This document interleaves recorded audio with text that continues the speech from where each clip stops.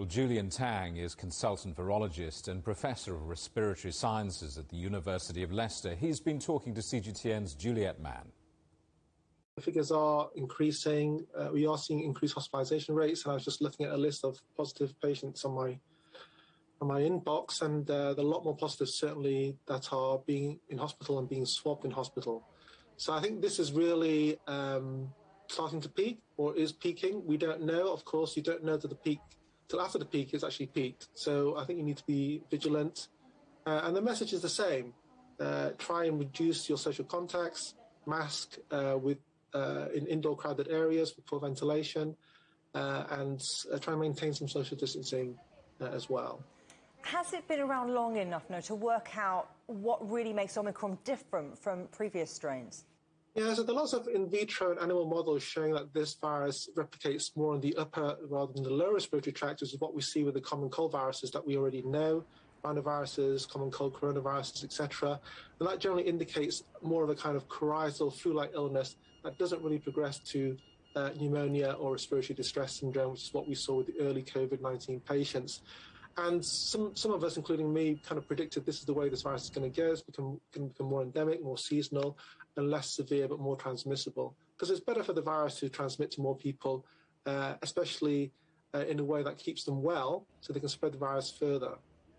So at what point can we say with conviction that we've passed the peak, that this variant is more infectious, yet less deadly, and more or less a common cold? It's going to be a while, maybe 2 or 3 months, because we have to see how it affects those people with waning vaccine immunity as well.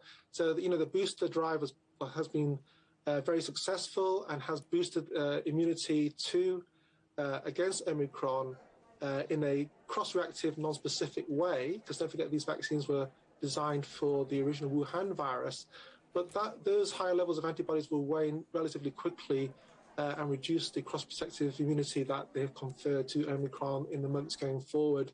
And I'm anticipating after 2 or 3 months with no fourth booster dose, you'll really start to see the impact of Omicron on the elderly and those with chronic conditions. Let's talk about schools. Do you think education should continue as normal? Of course, here in the UK, masks are being reintroduced in classrooms. What do you think about all that? Yeah, so I think masks do work. I think if you wear them conscientiously, like seat belts in cars, they do work well. We've got lots of studies showing that, both in the lab and also epidemiologically. And the good examples from Southeast Asia, where everyone universally masked from day one and controlled the virus very well. They've had other measures as well, of course, but the masking has been very effective in reducing that disease transmission in Southeast Asia. And I think children are getting more infected. They can shed virus for just as long and at just as high a viral load as adults can. And there's a lot more mixing in children in classrooms, perhaps 1 to 30, 1 to 20, and also outside of the classroom in these kind of extracurricular activities as well. So it's not surprising to me at all that the virus is flourishing in schools at the moment, especially most of those children not fully vaccinated.